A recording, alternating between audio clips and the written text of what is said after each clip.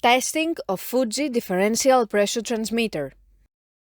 The transmitter has been set to a calibration range of input signal according to the request of the customer. For testing, we add a 24-volt DC power supply, a multimeter in order to measure the milliamp output,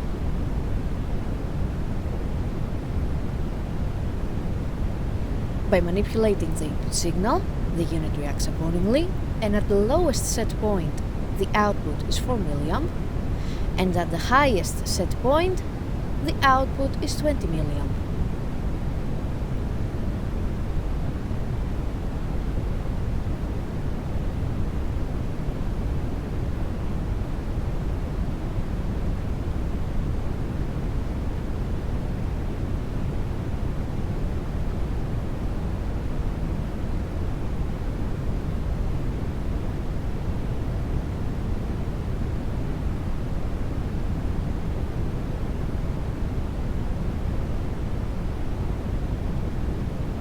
It is now clear that the transmitter is working successfully and is ready to be delivered to the customer.